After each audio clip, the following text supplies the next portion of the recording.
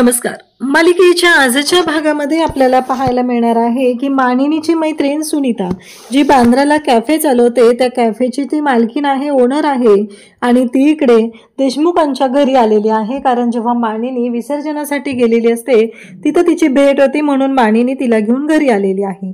तेव्हा मात्र तिने आता काव्याला पाहिलेलं असतं. काव्या ही पार्थची बायको आहे हे लक्षात येतं. सांगितल्यानंतर जेव्हा पार्थ समोर येतो आणि ती म्हणते की नाही मानिनी, कारण तुझ्या सुनेला मी कुठेतरी पाहिलेलं आहे, तुझ्या सुनेचं अफेअर चालू आहे आणि आता जो पार्थ गेला तो तिचा नवरा, तिचा बॉयफ्रेंड नाहीये, तिचा दुसरा कोणीतरी बॉयफ्रेंड आहे. हे कळल्यानंतर मात्र आता मानिनीला धक्का बसलेला आहे. मानिनी मग काव्याकडे येते आणि काव्याशी बोलत असते. काव्याला म्हणत असते की काय चाललंय तुझं, म्हणजे मला कळेल का की तुझं बाहेर अफेअर चालू आहे का. हे सगळं जेव्हा मानिनी विचारते तेव्हा मात्र काव्याला धक्का बसलेला आहे आणि काव्या मात्र पाहतच राहते. कारण मानिनीला ही गोष्ट समजेल असं काव्याला स्वप्नातही वाटलं नव्हतं आणि आज एवढा मोठा बॉम्ब तिच्यावरती पडलेला असतो. आता काव्या ही सगळी परिस्थिती कशी सांभाळून घेणार आहे. गुरुजींनी तर संकेत दिलेला होता, ह्या सगळ्या गोष्टी कशा पद्धतीने होणार आहेत ते आपल्याला पाहायला मिळणार आहे. त्यासाठी हा व्हिडिओ शेवटपर्यंत पहा. त्याचबरोबर चॅनलवरती नवीन असाल तर चॅनलला सबस्क्राईब करा, व्हिडिओला लाईक करा. तर इकडे जीवा आणि काव्या, जीवाच्या गाडीतलं पेट्रोल संपलेलं असतं आणि काव्याच्या गाडीची चावी ही डिक्कीत असते, त्यामुळं ते दोघंही आता तिथे एकत्र आलेले असतात.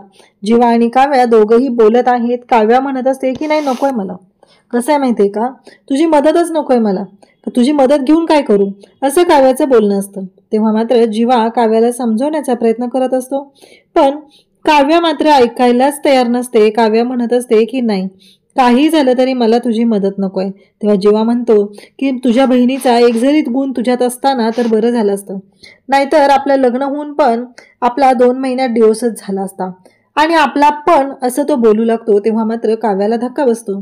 जीवा म्हणतो नकळतपणे मी हे सगळं काय बोलून गेलोय, मी असं का सांगितलं, म्हणजे आता तिला कळलं तर नसेल ना माझ्या आणि नंदिनीच्या डिवोर्स बद्दल.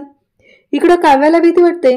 काव्या म्हणू लागते की जीवा असं का बोलला, त्याला कळलंय का मी आणि पार्थ डिवोर्स घेतोय ते, म्हणजे दोघांच्याही मनाची चलबिचल सुरू आहे, दोघांनाही धक्का बसलेला आहे, दोघंही बोलत आहेत आणि त्यासोबतच आपल्याला पाहायला मिळतं ते म्हणजे काव्या तिथं उभी असते. काव्या म्हणत असते बरोबर आहे ना, मोहन होणं खूप सोपं असतं रे आयुष्यात आणि तू तेच करतोय. तू तुझ्या आयुष्यामध्ये मोहनच होत आहे, कारण तुला काही फरकच पडत नाहीये ना आपल्या आयुष्यामध्ये काय घडलेलं होतं, आणि माझी नंदिनी ताई आहेच तुझ्या मदतीला. हे सगळं बोलणं चालू असतं आणि तेव्हा मात्र इकडे धक्का बसलेला असतो तो म्हणजे काव्याला. काव्या हे बोलत असते, काव्याला राग आलेला असतो, काव्याला पटत नसतं आणि त्याच वेळी काव्या एवढंही बोलते, तुझ्या भावातला एकही गुण तुझ्यात नाहीये बरं का, कारण तुझा भाऊ पण कसा आहे हे तुला चांगलंच माहिती आहे, मग तुझ्या भावामधला कुठला गुण तुझ्यात आहे, तो तर नाहीयेच तुझ्यामध्ये. असं त्यांच्या दोघांचंही बोलणं सुरू आहे आणि तेव्हा दोघंही एकमेकांशी बोलत असतात. जीवाला खरं तर राग येत असतो, त्याला पटत नसतं काव्याचं वागणं, पण तिला समजून घेऊन आता पुढे जायचं त्याने ठरवलेलं आहे. अशा पद्धतीने त्याचं चालू असतं. त्यासोबतच नंदिनीचा फोन येतो. नंदिनी काव्याला म्हणते अगं कधी येणार आहेस तू, मला आनंद निवासला जायचंय, तुला माहिती आहे ना, मग मध्येच ट्रॅफिक लागतं ना, म्हणून ती फोन करून बोलवत आहे. तेव्हा मात्र इकडे पाहायला मिळतं की जेव्हा हे सगळं चालू आहे तेव्हा काव्या म्हणते हो ताई पोचतेच आहे मी, असं काव्या सांगू लागते. त्याचबरोबर काव्याला आता टेन्शन आलेलं असतं आणि इकडे जीवा मात्र काव्याकडे पाहतच राहतो. म्हणजे जीवा तिथं सोबत आहे, जीवाला पेट्रोल हवं होतं, काव्याच्या गाडीची चावी अडकलेली आहे, ह्या सगळ्या गोष्टी आहेत. दोघांनी एकमेकांना मदत करायची वेळ आलेली आहे, पण दोघंही एकमेकांना मदत करण्यासाठी मात्र तिथे धावून येत नाहीयेत, तर एकमेकांना भांडण्यासाठी ते समोर आलेले आहेत हे स्पष्ट होतं. तेव्हा जीवा म्हणतो आता तरी ऐक, नाही नंदिनीला त्रास होईल ना म्हणून तुला मदत करतोय, कारण नंदिनी तिकडे तुझी काळजी करत बसलेली आहे, असं जीवा बोलत असतो. तेव्हा मात्र काव्या म्हणत असते की हो बरोबर आहे, आणि मग तो ओढणी ओढतो आणि त्या क्षणी जीवा काव्याची जी ओढणी डिक्कीमध्ये अडकलेली असते ती फाटते. काव्या त्या ओढणीकडे पाहत राहते. त्यानंतर जीवा आणि काव्या दोघंही तिथे उभे असतात. काव्या आता त्याच्याकडे पाहत असते. जीवा म्हणत असतो की हो, नंदिनीला त्रास होईल ना या एका गोष्टीसाठी मी मदत करायला तयार झालोय. असं म्हणत आता जीवा नंदिनीसाठी मदत करतोय एवढं बोलून तिला मदत करत आहे. परंतु काव्याला मात्र खरं तर ह्या गोष्टी पटतच नाहीयेत. काव्याला वेगळाच राग येत असतो. काव्याचा तोरच वेगळा असतो. काव्या म्हणत असते की नाही, हे सगळं जे काय घडतंय ना ते थोडंसं वेगळंच चालू आहे. वेगळ्याच गोष्टी चालू आहेत, हे सगळं चालू आहे असं काव्याला वाटत असतं. जीवा मग प्रयत्न करतो आणि डिक्की उघडतो. तेव्हा जीवाच्या लक्षात येतं आणि मग काव्या म्हणते की थांब, तुलाही पेट्रोल हवंय ना. जीवा तिला सांगत असतो की मी हे सगळं माणुसकी म्हणून केलेलं आहे. याच्यामध्ये माझा कोणताही स्वार्थ नाही आणि आता तू मला मदत करायची काहीच गरज नाही. कारण काहीही झालं तरीही जेव्हा या सगळ्या गोष्टी चालू आहेत तेव्हा मात्र जीवा पाहत असतो काव्या त्याला मदत करायला तयार झाली. पण जीवा मात्र काव्याची मदत घ्यायला तयार नाही. त्याचं एवढंच चालू आहे की मला काही फरक नाही पडत आहे, मला तुझ्याशी कोणता संबंध ठेवायचा नाहीये, कोणती मदतही नकोय, अशा पद्धतीने जीवा वागत असतो. तेव्हा मात्र इकडे पाहायला मिळतं की जीवा आता तिथून निघून चाललेला असतो. काव्या त्याला पेट्रोल देत असते. पण जीवाने स्पष्ट सांगितलेलं असतं की मला नको येते, कारण गरज नाहीये त्या गोष्टींची, अडकून राहायचं नाहीये. मग काव्या पण त्याला म्हणते चालेल जा उडत, नको आहे ना तुला तर नको घेऊस. इकडे सगळेजण वाट बघत बसलेले असतात. जीवाला फोन करायचा तर जीवाचा मोबाईल इथे राहिलेला आहे. आता जीवा असेल तर बरं झालं असतं, विसर्जनासाठी जायचं आहे.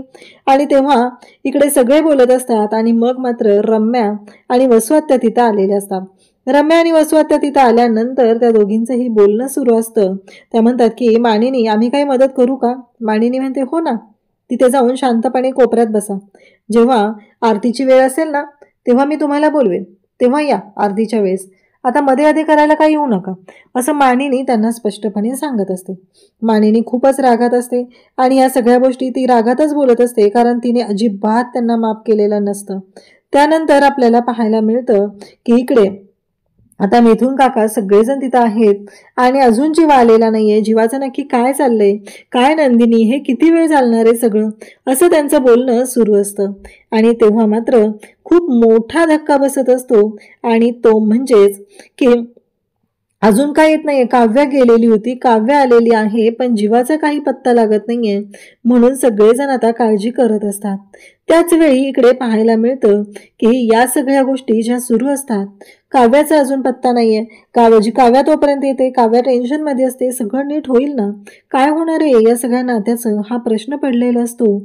आणि त्याच वेळी मानिनी तिथे येते. काव्याला म्हणत असते अगं तू पण आली तरी जीवा आलेला नाहीये, तुला रस्त्यात कुठे जीवा दिसला का गं, म्हणजे कधीची मी वाट पाहते ना त्याची, म्हणून विचारते. तेव्हा मात्र काव्या सांगते की नाही, मला रस्त्यात कुठे नाही दिसले जीवा. आता काव्याने असं स्पष्ट केल्यानंतर मात्र आता मानिनीला काळजी वाटायला लागलेली असते. मानिनी म्हणत असते की काय हे जीवाचं. सगळेजण बोलत असतात. तेव्हा मिथून म्हणतो की कसं आहे, जीवाला जर आपण लग्नासाठी कपडे आणायला सांगितले ना तर तो बारशापर्यंत येईल. नंदिनी, इथून पुढे त्याला काम सांगू नकोस बाई तू. आणि बघितलंस ना काय झालंय ते, कारण आपण जीवाला काम सांगतो आणि स्वतःलाच घोर लागलेला असतो आणि हे सगळं चालू असतं. नंदिनी मात्र खुश असते, घरामध्ये खूप छान रुळलेली आहे, सगळ्या गोष्टी छान पद्धतीने चालू असतात. पण काव्याचं टेन्शन आता वाढत चाललेलं आहे. त्या गुरुजींनी येऊन भविष्यवाणी केल्यापासून तर काव्या खूपच चलबिचल झालेली असते. मग नंदिनी म्हणते की चालेल मी निघते. आणि तेवढ्यातच नंदिनीच्या फोनवरती फोन आलेला असतो. जीवा बोलत असतो. जीवाने इकडे रेखाताईंच्या फोनवरून फोन केलेला असतो आणि जीवाने सांगितलेलं असतं की तो तिथे आनंद निवासला पोहोचलेला आहे. नंदिनी सांगते की जीवा तिकडेच पोहोचलेले, मलाही निघावं लागेल. आणि मग जीवा निघत असते तेव्हा मात्र काव्या इकडे नंदिनी निघत असते. तेव्हा काव्या नंदिनीला म्हणते की ताई सगळं नीट होईल ना गं. तेव्हा नंदिनी म्हणते हो ग, तुला विसर्जनाचं टेन्शन आलंय का, नको काळजी करू, सगळं व्यवस्थित होणार आहे, असं त्यांचं बोलणं दोघींचंही चालू आहे. आणि त्याच वेळी नंदिनी बोलत आहे तेव्हा काव्याच्या तिथे आता आलेली असते ती म्हणजे मानिनी. मानिनी म्हणते काय झालं ग काव्या, म्हणजे आता बाप्पाचं विसर्जन होणार आहे म्हणून तुला भरून आले की काय. खरं तर काव्याला का भरून आलेलं आहे हे फक्त काव्याच्या स्वतःच्या मनालाच माहिती आहे. तिने कुणाला ते सांगूही शकत नाहीये, अशा परिस्थितीत ती अडकलेली आहे. आणि मग नंदिनी म्हणते, अगं काळजी करू नको वेडाबाई, असं म्हणत काव्याची समजूत घालते. तेव्हा मात्र मानिनी काव्याला म्हणते, अगं जा काव्या, छान अशी साडी नेस आणि तयार हो बरं. तुझ्यासाठी ना दागिने पण मी तिथे काढून ठेवले तुझ्या रूममध्ये, जा बरं तू आवरून ये जा. असं म्हणत मानिनी काव्याला आवरायला पाठवत आहे आणि काव्या सुद्धा जात असते. काव्याला खरं तर टेन्शन आलेलं असतं. या सगळ्या गोष्टी काय घडतायत, या सगळ्यातून काय करणार आहे मी, हा प्रश्न काव्याच्या पुढे उभा असतो. काव्याला कळतच नाहीये की मी नक्की मार्ग कसा काढणार आहे. हे सगळं काव्याच्या डोक्यात सुरू आहे. त्यासोबतच इकडे पाहायला मिळतं ते म्हणजे काव्या त्याचबरोबर मानिनी दोघीही तिथे बोलत आहेत. काव्याला मानिनी समजून सांगत आहे, काळजी करू नको, सगळं व्यवस्थित होणार आहे, जा तू तयार हो, छान अशी साडी नेस आणि तयार हो, असं मानिनीने आवर्जून काव्याला सांगितलेलं असतं. तेव्हा काव्याची फाटलेली ओढणी मानिनीच्या लक्षात येते. मानिनी म्हणते की अगं ही ओढणी, तेव्हा काव्या सांगते की दरवाजात अडकली ना आता जाताना तेव्हा फाटलेली आहे. मानिनी म्हणते तू ठीक आहे ना, तुला काही झालं नाही ना. तेव्हा काव्या सांगत असते की हो, नाही काय झालेलं. तेव्हा मात्र यांचं बोलणं चालू असतं आणि मग काव्याला नक्की काय झालंय हा प्रश्न पडलेला असतो. पार्थ तिथे दही पोहे घेऊन आलेला असतो बाप्पाची शिदोरी देण्यासाठी आणि मानिनी मात्र काव्याची समजूत घालत असते. आणि काव्या जर अशी राहिली तर कसं चालेल, या घरामध्ये आमच्या बाजूने बोलणारी माझा आणि नंदिनीचा आधार आहे ती, असं मानिनी आवर्जून सांगत असते. आणि काव्याला आता तयार होऊन यायला सांगितलेलं असतं, बाप्पाची आरती करायची आहे, विसर्जन करायचं आहे. आणि म्हणूनच काव्या छान अशी तयार होऊन येते. पण काव्याच्या डोक्यातल्या विचारांचं काहोर जे आहे ते काही केल्या थांबत नसतं. काव्याला मात्र काळजी वाटत असते, हे सगळं काय होतंय, या सगळ्याचा काय परिणाम होणार आहे, असे अनेक प्रश्न पडलेले असतात. आणि तेव्हा मात्र काव्या आता विचार करत असते. बाप्पाची आरती सुरू आहे तेव्हा तरी सुद्धा काव्याच्या मनातले विचार काही केल्या संपत नसतात. त्याचबरोबर आता रम्या आणि वसूचं लक्ष युगकडे असतं. युगचं नक्की काहीतरी चालू आहे हे त्यांच्या लक्षात आलेलं आहे आणि म्हणून दोघीही युगकडे पाहत असतात. युगला कोणाचा तरी फोन येत असतो, म्हणून मानिनीने युगला सुद्धा कामाला लावलेलं असतं की तो फोन ठेव आणि पहिलं कामाला ये, कारण एवढी मोठी कामं पडलेली आहेत, असं मानिनीचं म्हणणं आहे. आणि सगळ्यांनी मिळून हे सगळं केलं पाहिजे असंही तिला वाटत असतं, म्हणून तर तिने सगळ्यांना सोबत घेऊन हे सगळं करत असते. त्यासोबतच इकडे रम्या आणि वसू आत्या यांच्या डोक्यांमध्ये आता वेगळं कारस्थान शिजत असतं.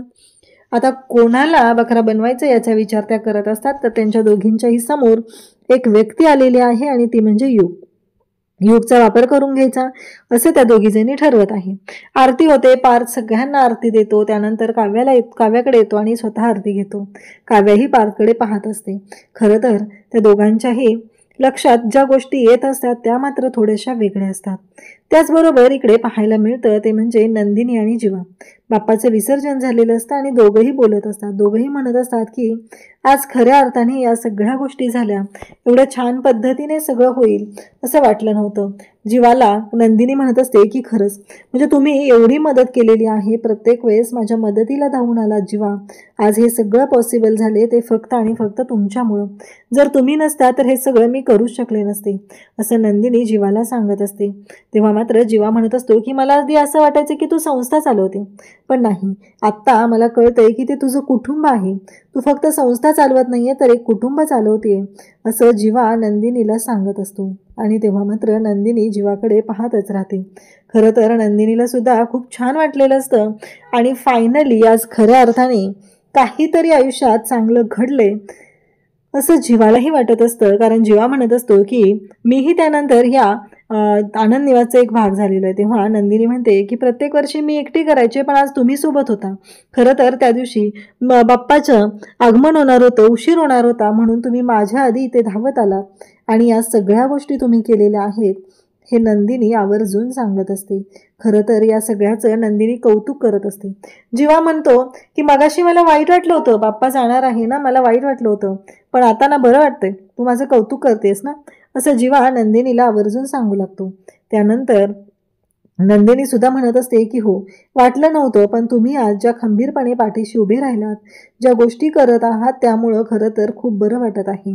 आज कितीतरी दिवसानंतर हा आनंदाचा सोहळा आहे, एवढं सगळं छान पद्धतीने घडत आहे, असं म्हणत नंदिनी जीवाचं तोंड भरून कौतुक करत असते. आणि त्याच वेळी जीवासुद्धा खुश झालेला असतो. जीवा म्हणत असतो की खरंच मला कधीच वाटलं नव्हतं की माझ्याकडून असं काहीतरी घडेल, मी असं काहीतरी करेल. अशा गोष्टी कधी मला वाटल्याच नव्हत्या, पण आज तुझ्यासोबत मी हे काम करतोय तेव्हा मात्र मला आता बरं वाटायला लागलेलं आहे, असं जीवाचं बोलणं असतं. तेव्हा नंदिनीला तो थांब म्हणतो, कारण नंदिनीच्या पापणीचा केस निघालेला असतो आणि जीवा तो पापणीचा केस घेतो आणि म्हणू लागतो की थांब जरा, असं म्हणत तो नंदिनीला सांगत आहे. आणि तो पापणीचा केस त्याने पकडलेला आहे आणि त्याच वेळी तिला सांगत आहे तिच्या हातावरती ठेवून की आता विष माग. विष माग म्हणल्यानंतर नंदिनी लगेच विष मागते, ती म्हणजे जीवाला थोडी बुद्धी दे, गणपती बाप्पा जीवाला थोडी बुद्धी दे, अशा पद्धतीची विष नंदिनीने मागितलेली आहे. आणि डोळे झाकून ती विष मागत असते आणि डोळे उघडून पाहते तर काय, समोर जीवा नाहीये, जीवा गायब झालाय. नंदिनीला आता प्रश्न पडतो की अचानक जीवा कुठे गेला, इथेच तर होता ना तो, मग काय झालं, अचानक का गायब झालेला आहे तो. हे सगळं जेव्हा चालू आहे तेव्हा मात्र आता नंदिनी विचारात पडलेली आहे. तर इकडे मानिनी आणि तिची मैत्रीण सुनीता दोघेही घरी आलेले असतात. सुनीता म्हणते खरंच खूप सुंदर आहे ग घर तुझं. तेव्हा मानिनी म्हणते की हो. सुनीता म्हणते की अगदी शूटिंगमध्ये असतं ना तशा पद्धतीचं. आणि दोघींचंही बोलणं सुरू आहे. सुनीता म्हणत असते की खूप दिवसानंतर भेटतोय ना ग, तुझ्या पार्थ आणि जीवाचं लग्न झालं, तू आपल्या शाळेच्या ग्रुपवरती टाकलं होतंस ना. तेव्हा मानिनी म्हणते हो ना ग, खूप दिवसानंतर. तेव्हा सुनीता म्हणत असते तुला आठवतंय का, पार्थची 10वी झाली होती ना, तेव्हा आपण भेटलो होतो, तेव्हा मी पार्थला गिफ्ट म्हणून बॅट दिलेली. तेव्हा सुनीतीला मानिनी सांगत असते हो ना, दुसऱ्या दिवशी ग्राउंडवर नेऊन जीवाने ती बॅट तोडून आणली घरी, असं तो साधी सांगत असते. खूपच वेंधळी होती मुलं, आताही तशीच धडपडी आहे. तेव्हा इकडे सुनीता म्हणत असते की समोर आल्यावर मी ओळखणार पण नाही ग. तेव्हा मानिनी म्हणते हो ना ग, ताडमाळासारखी मोठीच्या मोठी झालेले आहेत दोघंही, ओळखू नाही येणार आहे. तेव्हा त्या दोघींचं बोलणं चालू असतं. अगं कॅफे चालवते बांद्राला, लव कपल्स असतात, खूपच मस्त असतं सगळं आणि तुम्ही या. तेव्हा मानिनी म्हणते माझे बघितलं ना माझे लवबर्ड कसे आहेत ते, त्यांना जर मी चला म्हटलं तर त्यांचं असं होणार आहे की नको एवढ्या लांब कुठे, म्हणून ते काही माझ्याबरोबर येणार नाही आहेत. त्यांना हे सोडून कुठेच यायचं नसतं, ट्रॅफिकमध्ये तर अजिबातच नाही. तेवढ्यात काव्या तिथे येते. काव्या आलेली पाहून सुनीता म्हणते ही तुझी सून काव्या ना.